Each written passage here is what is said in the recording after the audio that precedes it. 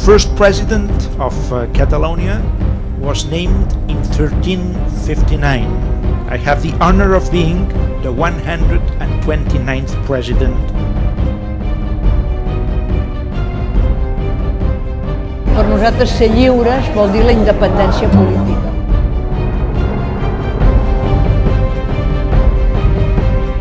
I els catalans volem tenir el nostre propi estat, volem ser un estat més de la Unió Europea.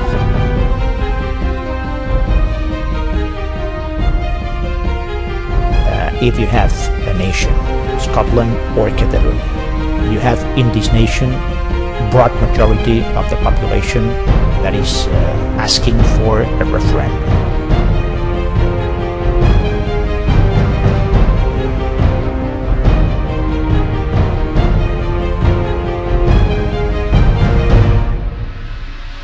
Now to Spain, where hundreds of thousands of people formed a human chain today in Catalonia to show their support for independence.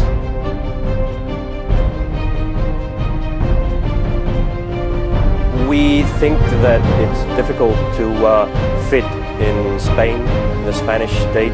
El gobierno en ningún caso tiene facultad, ni política ni jurídica, para autorizar un referéndum.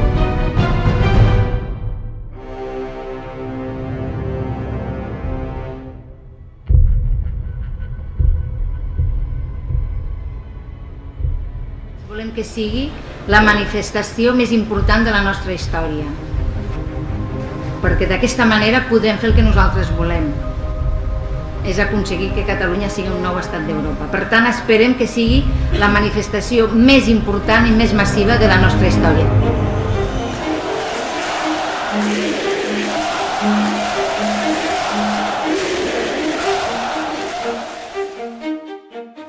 Iberian niemimaan koilliskulmassa sijaitsevan Katalonian hyvinkin värikkään esihistorian, joka on sisältänyt antiikin kreikkalaisia, karthagolaisia, roomalaisia, islamiuskoisia ja frankkeja. Tämä alue oli itsenäinen Barcelonan kreivikunta 900-luvun loppupuolelta aina 1100-luvun alkupuolelle saakka.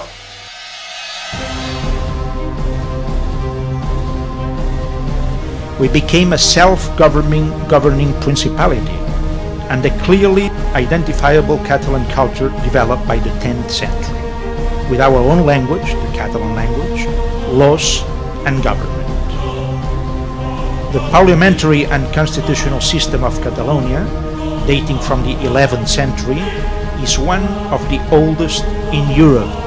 1100-luvulta eteenpäin useamman vuosisadan ajan Katalonia, eli silloin Barcelonan kreivikunta, oli osa isompaa valtioliittoa nimeltä Aragonian kruunu, josta tuli välimerellinen suurvalta ja joka sisälsi laajimmillaan Espanjan, tosiaankin Katalonian lisäksi siitä naapurialueita Aragoniaa, Valenciaa, sitten Välimereltä Balearien saaria, Sardiniaa, Sisiliaa, jopa alueita Kreikasta saakka.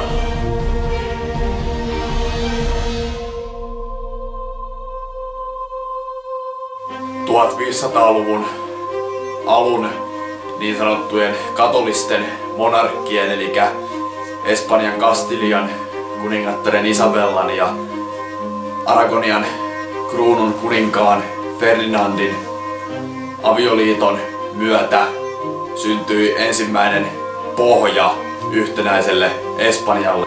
Kuitenkin vasta 1700-luvun alun tapahtumat lopulta sitten loivat yhtenäisen Espanjan kuningaskunnan. As you may know, we also have faced some hard times. One of the most difficult periods in our long history came after a year-long siege of Barcelona ended with the surrender of our troops on 11 September 1714. Sen jälkeen kun Katalonia oli tukenut häviävää osapuolta 1700-luvun alun Espanjan perimyssodassa ja lopulta Castilla kuningas Filipin johdolla oli valloittanut Aragonian kruunun alueet, muun muassa Katalonian ja Barcelonankin sitten vuonna 1714, niin tämän jälkeen keskiajalta juurensa juontanut Katalonian itsehallinto, aluehallinto, Generalitat sekä alueparlamentti lakkautettiin, katalaanin kielen käyttö kiellettiin julkisissa yhteyksissä ja käytännössä pyrittiin sitten luomaan yhtenäinen Espanja. After the War of Succession, when the troops of Philip V conquered Barcelona on the 11th of September 1714, the king abolished all the Catalan institutions. Katalonian kansallispäivää vietetään joka vuosi 11. päivä syyskuuta. Ja tämä juontaa juurensa juurikin näistä Espanjan perimyssodan loppuhetken tapahtumista, eli 11. päivä syyskuuta 1714 Barcelona valloitettiin.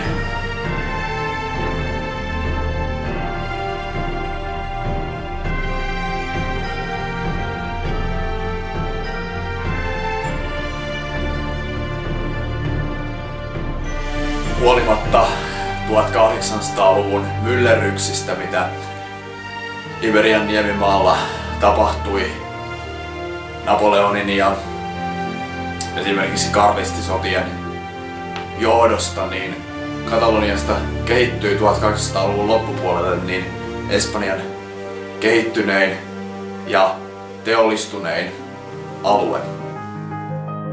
1800-luvulle sijoittuu myös katalaanin kulttuurin ja kielen niin sanottu renesanssi, Renexensa. Myös niin sanottu poliittinen katalanismi, eli Katalonian itsehallinnon ajaminen, tuli 1800-luvun loppupuolella ajankohtaiseksi. Enrique Prat de la Riban sekä Frances Cambon alueiden Liga Regionalistan toimet ja juurikin tämä poliittinen katalanismi johtivat sitten 1900-luvun alussa niin tällaisen Katalonian yhteisön mancomunitatin perustamiseen, jossa oli nämä nykyisen Katalonian 4 provinssia, Barcelona, Tarragona, Lleida ja Girona, niin näiden pieneen, mutta silti jossain määrin merkittävään itsehallintoon.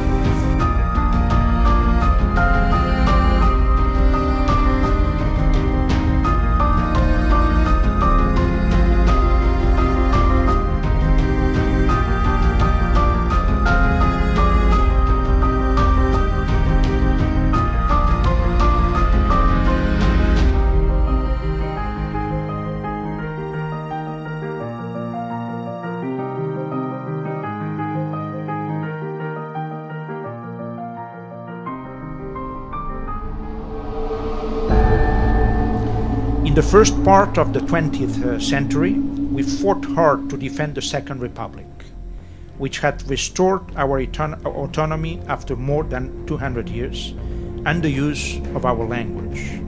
Sadly, the Republic was defeated by the forces of General Franco during the Spanish Civil War, and a dark period of Catalan history began again.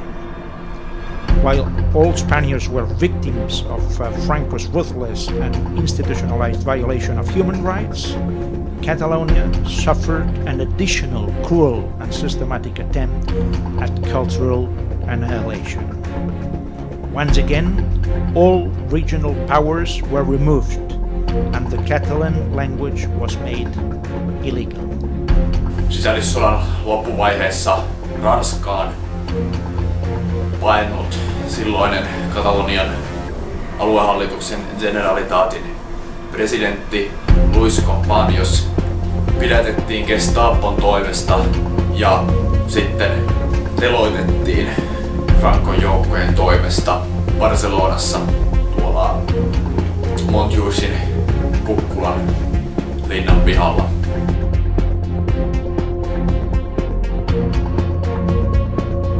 Spain has tried to eliminate Catalan, no? And introduce Spanish during through the administration, the public administration, and through the roads and through the school, because at this time during 2 centuries it was really Catalan was forbidden in the schools. During the time, for instance, the papers in Catalan were forbidden, and the broadcasting in Catalan was forbidden, and the television and the television was forbidden. Katalonian aluehallitus oli koko Francon ajan maanpaossa Ranskassa ja sitä johti Companionsin seuraaja Josep Tarradellas.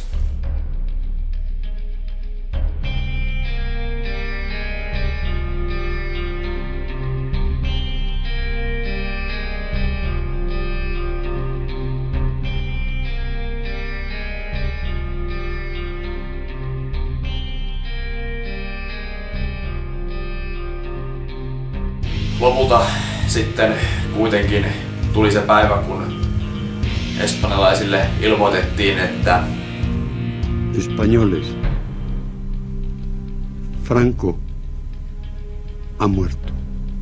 Alkoi tämä Espanjan siirtyminen demokratiaan, joka sitten sisälsi muun muassa vuoden 1978 Espanjan perustuslain. Que uno de los gestos de más coraje político y de más visión del presidente Suárez, conjuntamente con el rey, fue restablecer la Generalitat de Cataluña como institución de autogobierno de Cataluña, con el retorno del presidente Josep Tarradellas del exilio, antes, y subrayo la palabra antes, de que se aprobara la Constitución española.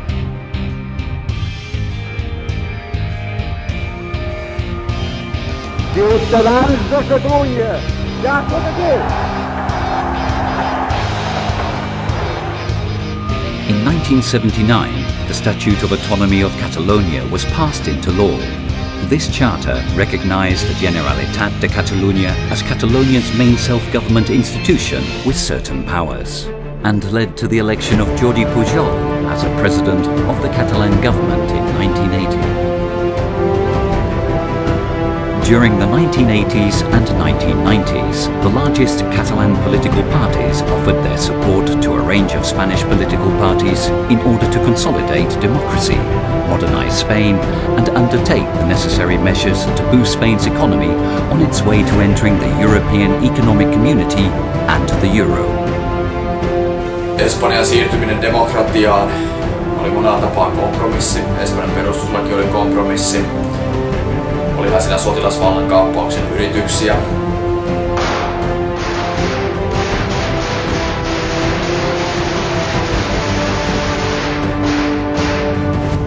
Once the 40-year dictatorship ended, for the remainder of the 20th century, Catalonia had a tacit agreement with the Spanish state, with two overarching goals. The first one, the desire to democratize, Europeanize and modernize Spain, and second goal, to develop more self-government with the necessary tools for managing Catalonia's own development.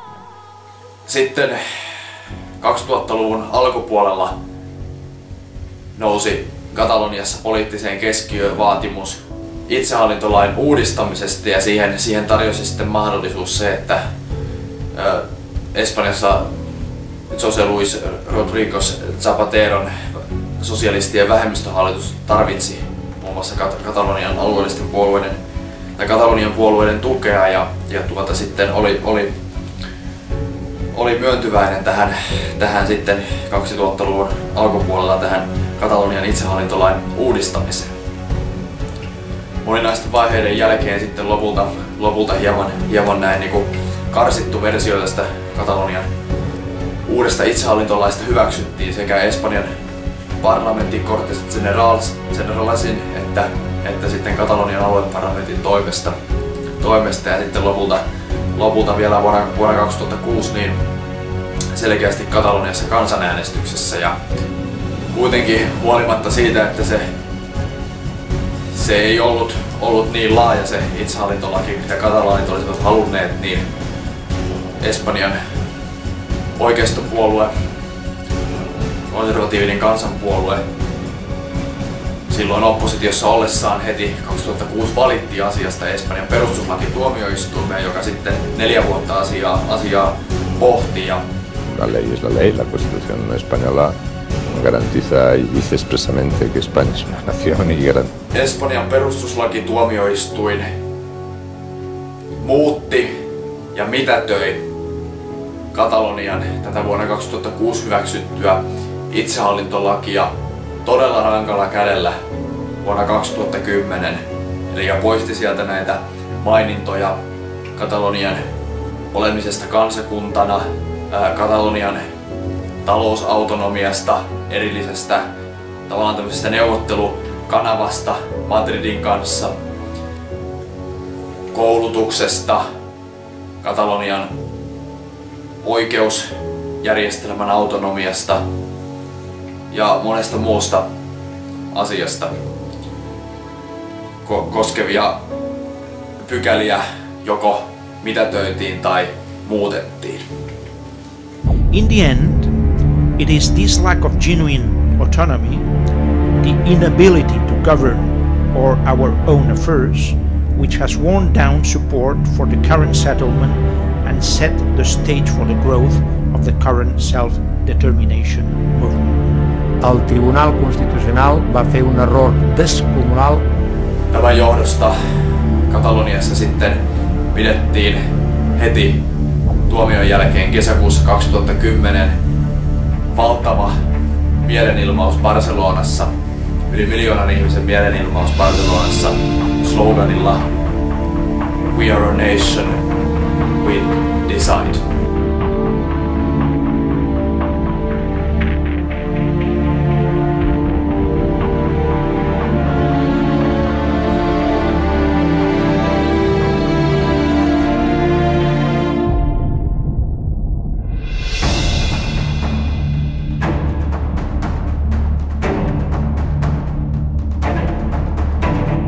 It is difficult to stop a democratic movement.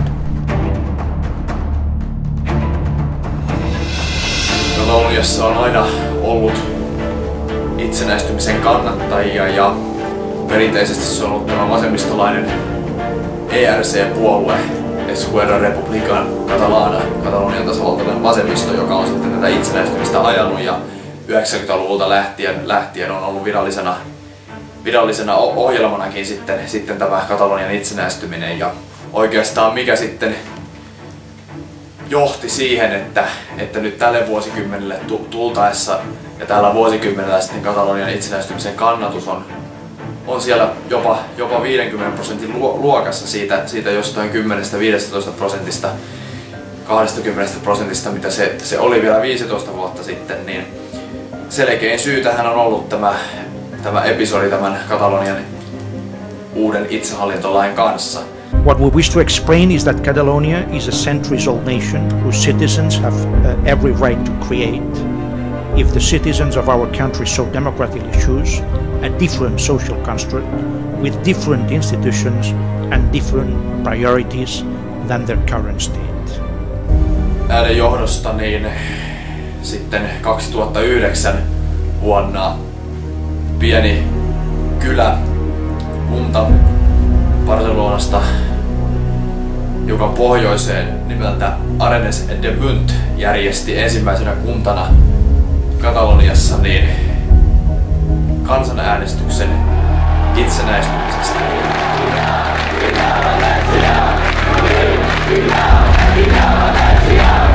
Proclamem Arenys de Munt primer municipi que ha votat lliurement i democràticament la independència de la nació. Monet sadat Katalonian kunnat seurasivat sitten Arenys de Muntin esimerkkiä vuosina 2009-2011. Scotland's referendum campaign is being watched closely beyond these shores, particularly in Catalonia, which is itself caught up in a heated independence debate.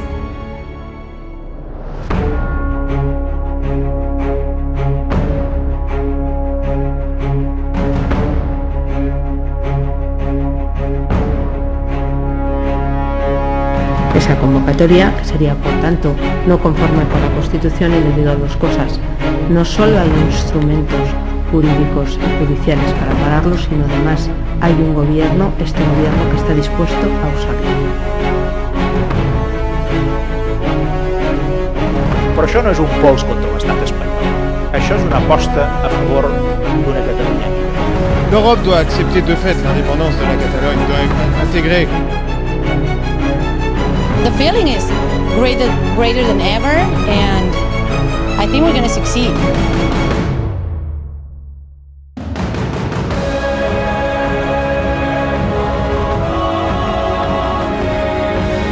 No se puede permanentemente a la gente obligándola a lo que no quiere. Catalonia has the right to decide its political future.